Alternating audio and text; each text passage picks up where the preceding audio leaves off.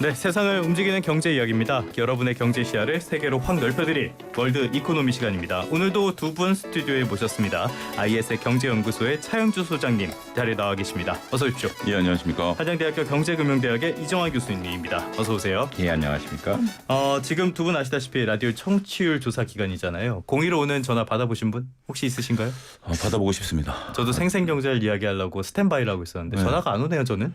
그러니까요. 많은 방송사들에서 이거 뭐 전화 받은 거 캡처해서 올리면 뭐 커피 준다 뭐 이런 얘기들이 네. 있어가지고 커피 욕심이 좀 있어가지고. 네, 저희도 인증을 보내주시면은 커피를 드립니다. 오늘 저희 또 PD님이 굉장히 많은 커피 쿠폰을 준비를 했다고 해요.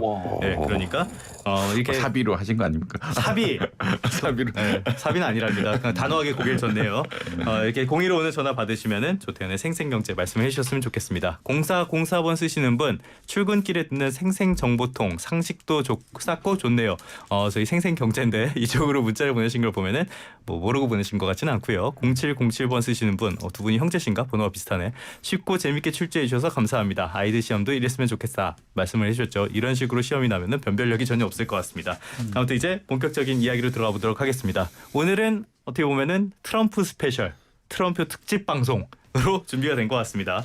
트럼프 후보 굉장히 많은 이야기들을 하고 있어요.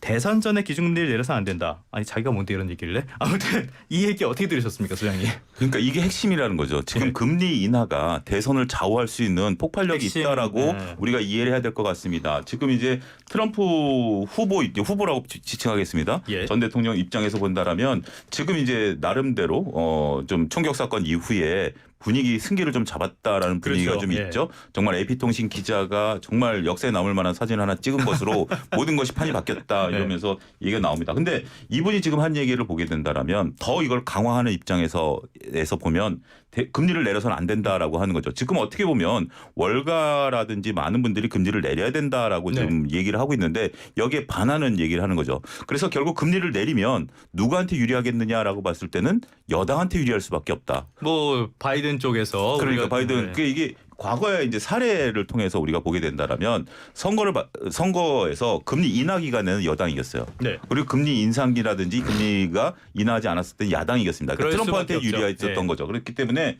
지금 공교롭게도 트럼프 대통령의 그 총기 그 피격 사건 이후에 지금 월가에서는 9월달에 금리 인하를 기정사실화한 것을 넘어서서 50bp를 인하해야 된다는 얘기가 갑자기 튀어나왔습니다. 그러니까 이제 공격적으로 바이든 대통령 입장에서도 이 금리 인하를 네. 얘기를 하는 상황이니까 여기에 이제 맞받아쳤다라고 저는 얘기할 수 있는 거죠. 물론 이 얘기만 갖고 얘기하기 어려우니까 우리가 이제 뭐 다른 부분을 통해서 우리 금리 인하 효과 충분히 인플레이션을 잡을 수 있다라고 네. 얘기를 하고 있는데 어찌됐든 금리 인하에 대한 것이 대선 이슈로 이제 등극했다 이렇게 표현드릴 수가 있겠습니다. 알겠습니다. 채권 선물 시장에서는 9월에 금리 인하 가능성을 지금 100%로 반영을 하고 있는 그런 상황인데 교수님께서 보시기에는 이거 후보가 얘기할 건 아니잖아요. 그리고 뭐 자기가 임명했던 파월 의장도 뭐 자르겠다 그러더니 아니 뭐 임기는 마치게 해줄게 뭐 이런 얘기도 하고 어떻게 들으셨어요? 이래도 되나요?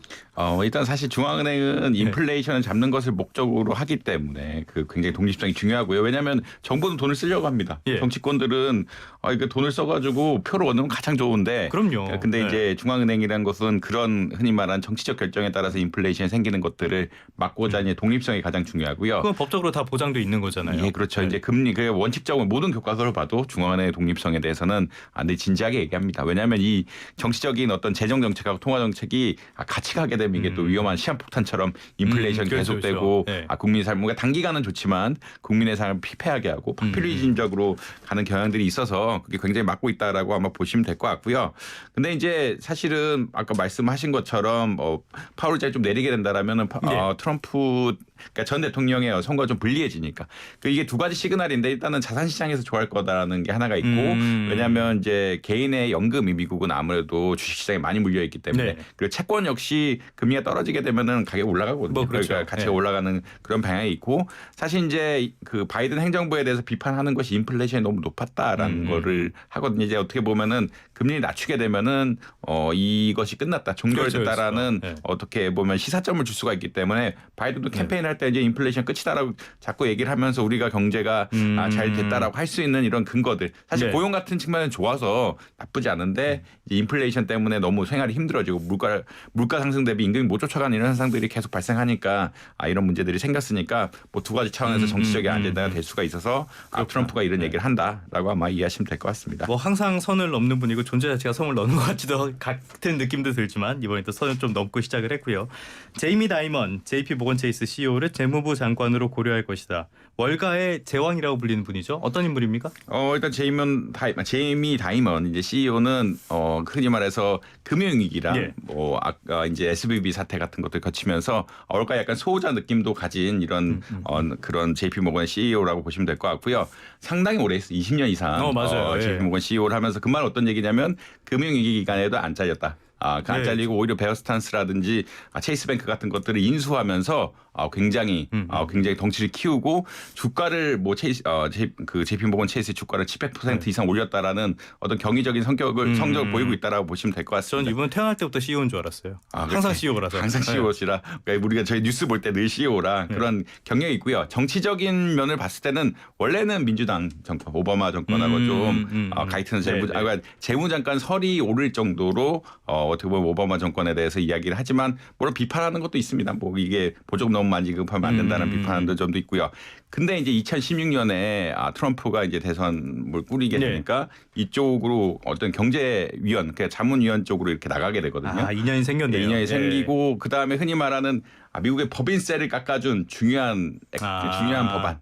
중요한 법안이라고 보통 이야기하는데 세금과 뭐 고용에 관한 법 이것에 대해서 입법하는데 크게 역할을 했다라고 보면 될 것 같습니다. 근데 이제 또 반대로 이게 또 자기만의 중립적인 노선이 있어서 중국과의 경쟁 관계를 너무 관세를 올리면 안 된다라고 안 된다라고 적극적으로 이야기할 정도로 약간은 물론 이제 정권에 따라서 약간 성향이 있긴 하지만 자기만의 주장도 강하고요. 그래서 사실 뭐 대통령에 나가라. 이런 권유를 받았다는 이야기도 많이 들리는 이런 상황이라 이런 CEO라고 보시면 될 것 같습니다. 알겠습니다. 이렇게 근데 트럼프가 자기랑 생각이 다른 사람들을 중용하는 타입이 아닌데 아무튼 넘어가겠습니다. 일론 머스크를 경제 기업의 분야 고문으로 임명할 거다 이런 이야기도 나오고 있잖아요. 돈도 뭐 많이 기부를 했다 그러더라고요. 그러면은 전기차 관련돼서 보조금을 깎겠다고 공언을 하고 있는데 그래도 테슬라는 잘 나갈 수 있을까요? 그러니까요. 지금 이제 머스크 입장에서는 그 트럼프를 지지한다라고 공식적으로 이제 물론 그 피겨 사건 이후에 트윗을 바로 올리긴 했습니다. 근데 그 전에 활동도 반 바이든 활동을 좀 해왔어요. 그러니까 역설적으로 그러니까 트럼프 머스크가 굉장히 우리가 정치적인 발언을 많이 하기 때문에 맞아요. 우리가 이제 바이든 대통령이 당선됐을 때 주식시장에서는 혹시 이게 너무 반 바이든을 서가지고 좀 그 타격을 받는 거 아니야?라고 했습니다만 그 부분에서는 좀 약간 자유로운 부분들이 있었죠. 하지만 현재 지금 활동을 보게 된다라면 스티븐 무누신 전 재무장관이라든지 머독 같은 사람들과 해서 반 바이든 전선을 이제 이끌고 있는 그런 부분들이다라고 좀 말씀드릴 수가 있겠고 그래서 지금 이제 트럼프 입장에서는 머스크를 경제 고문 분야로 임명할 가능성이 나타나면서 국경 보안이라든지 경제 정책들을 얘기하겠다. 그래서 결국 이렇게 돼서 이제 중국산 전기차에 대한 부분들 이런 것들을 막아내게 된다라면 가장 큰 수혜를 미국 내에서는 현재 전기차가 완전히 완성이 된 테슬라가 볼 것이다라고 지금 보고 있는 거고 역설적으로 지금 이제 보조금을 이제 멈추게 되면 우리나라 자동차 업계에 타격을 처음에 예상했습니다만 반대로 보면 우리 이제 현대차 공장이 좀 빠르게 해서 조지아 공장이 그렇죠. 내년에 완공이 된다라면 아직 GM이나 이런 폭스바겐 이런 애들이 완벽하게 전기차로 전환되지 않았기 때문에 테슬라 다음으로 우리 현대차가 또 수혜를 볼 수 있다 뭐 이런 전망도 나와요. 그런데 지금은 어찌됐든 우리가 이제 대선에 대해서 아주 이슈를 몰이를 하는 구간이기 때문에 이 부분을 여러분들이 잘 보셔야 될 것 같아요. 결국 트럼프 입장에서는 파월의 임기 보장. 앞서 교수님 말씀하셨다시피 현재 지금 그 연준 의장인데 임기 보장하겠다 이게 정치적 발언을 한 거잖아요. 그렇죠. 그렇게 자기한테 좀 오라라는 거고. 그다음에 다이먼 같은 경우도 지금 금리 인하를 해야 되는 거 아니야 그랬더니 다이먼도 최근에 말은 나는 그 구조를 파악하지 못했다 이렇게 애들러서 또 피해가는 입장들을 보이고 있기 때문에 어찌됐든 지금 트럼프 입장에서는 지금 이미지에서 이제 정책적인 부분에 있어서 자기 우군들을 모아가고 있는 이런 형국들을 우리가 좀 읽어내지 않을까 싶습니다. 간밤에 그 일론 머스크 CEO가 캘리포니아에 있는 X 그리고 스페이스 X 본사를 텍사스로 옮길 거다 이런 이야기도 했더라고요. 이분은 뭐 정치적 올바름이나 이런 것들 되게 싫어하는 것 같아요. 아무튼 저 이번에 부통령 후보로 낙점된 사람이 제이디 벤스. 이 사람은 리틀 트럼프라고도 불리던데 그러면은 중국에 대해서는 더 강경기적으로 가겠죠? 아무래도 그렇죠. 지금 이제 깜짝 놀란 이분이 오하이오 출신이에요. 오하이오 출신이고 우리가 이제 얘기하는 힐빌리의 노래라는 그 그 책을 쓴 건데 네, 힐빌리가 이제 우리가 이제 하층 백인들을 이제 좀 비하하는 이런 그 단어다라고 합니다. 러스트벨트 쪽에. 네, 러스트벨트. 그러니까 이제 옛날에는 잘 살다가 거기가 이제 공업이 망하면서 백인이긴 하지만 정말 이 가정사도 되게 불우하더라고요. 어머니가 이제 마약 중독이시고 뭐 이랬는데 어쨌든 이제 그럼에도 불구하고 오하이오 주립대학 교수도 하고 예. 나름대로 자기 지역에 대한 애착이 좀 강한데 이분이 이제 부통령이 되면서 일단 중국 입장에서는 긴장할 수밖에 없다. 결국 오하이오는 철강이나 자동차를 예. 이제 우리가 북돋을 수 있는 그런 부분들이 되고 있고 더군다나 이 사람은 또 트럼프와 좀 맞는 게 우크라이나 전쟁 지원을 또 반대했었던 또 경험도 있습니다. 따라서 트럼프 대통령하고의 정책이 거의 일치한다라고 보면 될 것 같아요. 그래서 결국 이분을 부통령 후보로 해서 젊은 친구인데 아직 40대인데 이렇게 되게 된다라면 결국 근데 오하이오가 굉장히 중요한 거를 여러분 보셔야 돼요. 오하이오 출신이다. 이분이 조금 약간 좀 불우한 인생을 살았다라고 하는데 이거를 이제 우리나라 일부 언론에서는 우리나라 충청권과 비교를 합니다. 보통 이제 우리나라 대선에서 충청권의 표가 어디로 가느냐에 따라서 그렇죠. 대선 구도가 바뀌는 거죠. 캐스팅 보드였는데 네. 오하이오가 바로 그렇다라는 거죠. 그렇기 때문에 단순하게 우리가 네. 이 약간 러스트벨트의 어떤 조금 이제 그 과거에 철강 노동자들과 장소 노동자들이 많았었던 부분들이긴 한데 이 주가 딱 색깔이 명확하지 않은 거예요. 네. 그러니까 가장 정치인들 입장에서 보면 곤혹스러운 거죠. 차라리 색깔이 명확하면 네. 딱 거기에 대한 정책을 하는데 그렇기 때문에 바이든도 여기를 놓칠 수 없는 거고 트럼프도 놓칠 수 없는 캐스팅 보드 입장에서 여기 출신을 부통령 후보로 내세웠던 트럼프니까 이분이 굉장히 중요하다 이렇게 말씀드릴 수 있겠습니다. 알겠습니다. 미중 갈등은 앞으로 더 심해질 수밖에 없을 것이고 바이든이 뭐 양쪽 다 그렇긴 하지만 바이든이 됐을 때보다 더 심해질 것이고 트럼프 전 대통령께서 이런 말을 했어요. 대만이 우리 반도체 사업 거의 뭐 100%를 가져갔다 이런 이야기까지 했잖아요. 뭔 소리예요? 그래서 더 견제를 하겠다는 거예요? 뭐 어떻게 하겠다는 겁니까? 기본적으로 그러니까 기존에 이제 트럼프 일기라고 이야기할 수 있는데 트럼프 일기에 대해서는 적극적인 관세 정책입니다. 관세란 것은 모든 상품에 적용이 되는 것이고 중국에 대해서 이제 그러니까 선언적으로 전쟁을 무역 전쟁을 하겠다라고 이야기하면서 관세를 굉장히 많이 오르게 되죠. 그러니까 왜냐하면 중국에 너무 싼 물품들이 오니까 미국 내 기업이 망한다. 라는 큰 보호주의 틀 안에서 이렇게 됐고요. 근데 이제 바이든이 행정부가 집권하게 되고 바이든 행정부가 보다 보니까 이렇게 싼 물건을 사지 않으면 인플레이션 문제가 심각해집니다.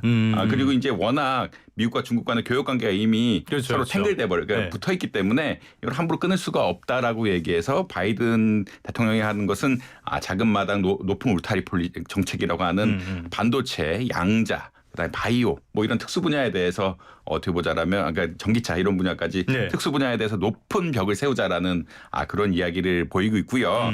그렇기 때문에 이제 어제 정책 발언 전반적으로 보면은 이제 반도체에 대해서 더 강화하겠다. 지금 동맹 간의 협조가 잘 안 이루어지고 있으니까 반도체 분야에서는 더 높은 그 장벽을 세워서 중국에 못 팔게 하겠다라는 그런 기술 패권적인 경쟁의 어떤 이야기가 나온다라고 아마 이야기 볼 수 있을 것 같습니다. 근데 기업 입장에서는 중국이 반도체 만상한 좋은 시장이거든요.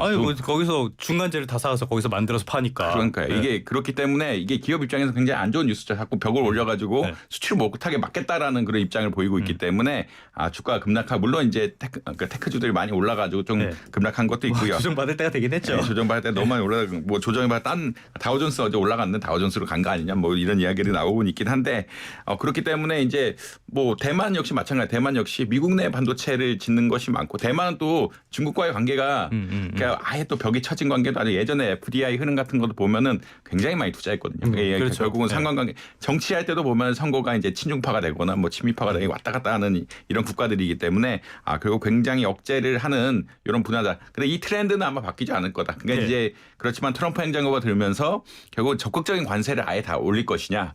수출까지 금지시키고 수입 같은 걸 막는 적극적인 정책을 필 것이냐 아니면 뭐 바이든 행정부가 한 것처럼 워낙 인플레이션 잡으려 그러면 물가 중국에 싼 물건 수입 안 하면 이제 찾기가 어렵거든요. 그렇게 돼 좁은 분야, 양자, 전기차, 반도체, 바이오 이 분야에 대해서 집중적으로 할 것이냐 아마 이건 노선 같은 것들은 조금 수정이 아마 있을 것이다라고 보시면 될 것 같습니다. 우리가 여기서 지금 주목해야 될 것은 방위비를 내야 된다라고 얘기하고 그 다음에 반도체 얘기를 한 거죠.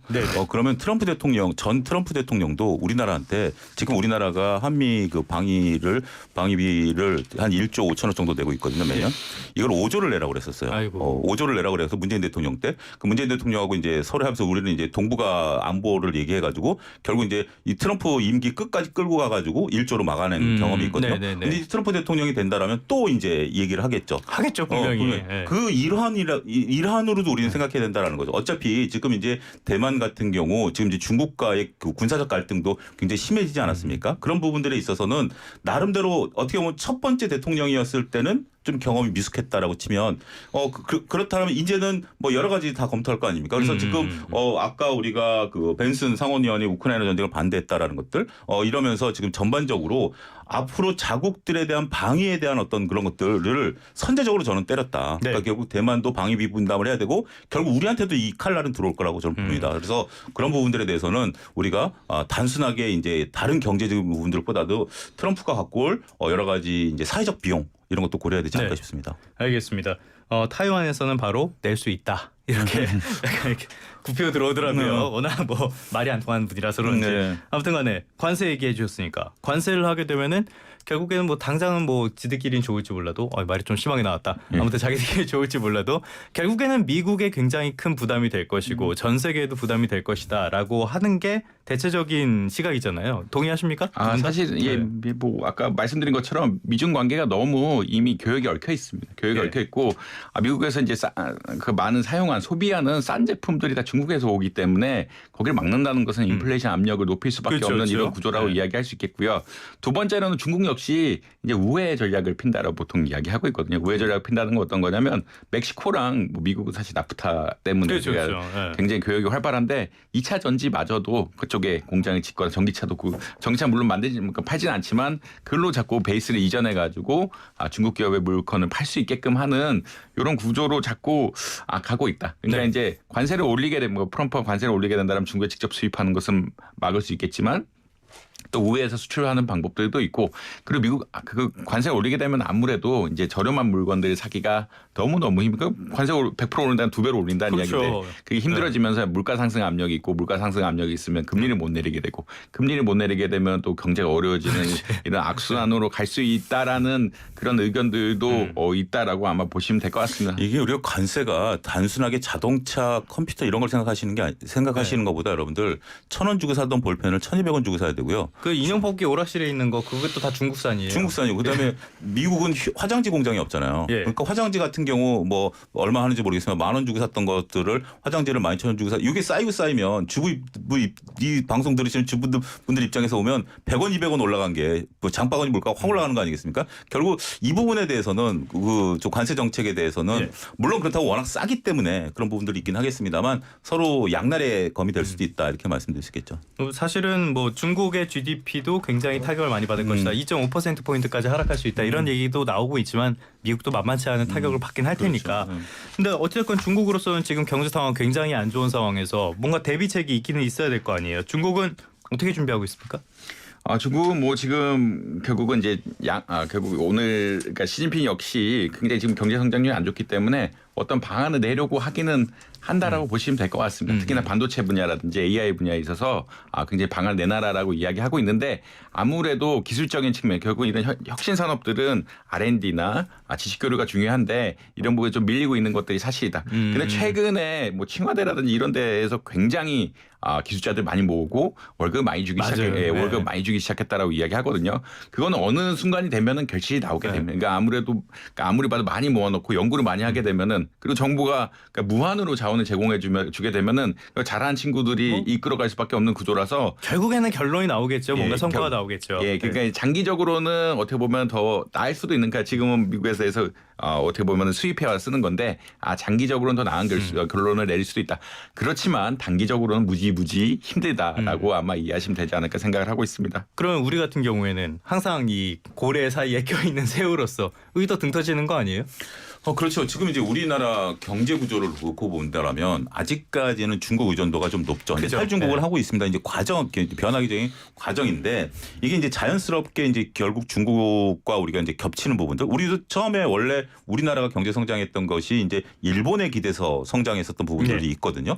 근데 이제 중국이 이제 우리와 같은 전철을 밟고 있고 우리가 이제 중간재를 중국에 수출했던 부분들이 이제 막히고 다시 이제 미국으로 가는 그런 형국인데 미국이 이제 녹록치 않은 거죠. 그 우리나라만의 어떤 그 기술 우위 이런 것들이 아니라 관세 정책이라든지 미국만의 자국 우선주의에서 우리는 정말 좀 판단을 잘 내려야 될 시기다. 저는 좀 그렇게 말씀드리고 싶습니다. 알겠습니다. 저 간밤의 꿈에 트럼프 전 대통령이 나와서 식은땀에 젖어서 일어났습니다. 이렇게 무서운 상황, 변수가 큰 상황이라고 할 수 굉장히 있는데 친하시네요. 꿈에도 나타나시고. 그러니까요. 아니, 너무너무 제가 겁을 먹어서 그런 것 같아요. 오늘 주식 네. 한번 사보시면 하는가? 제가 딱히 뭐 경제 현장에 뛰는 사람은 아니지만 겁만 많아지고 있습니다. 지금까지 한양대학교 경제금융대학의 이정환 교수님, IS 경제연구소 차영주 소장님과 함께 트럼프 특집 방송 비슷하게 진행을 해봤습니다. 오늘 말씀은 여기까지 듣도록 하겠습니다. 고맙습니다. 감사합니다.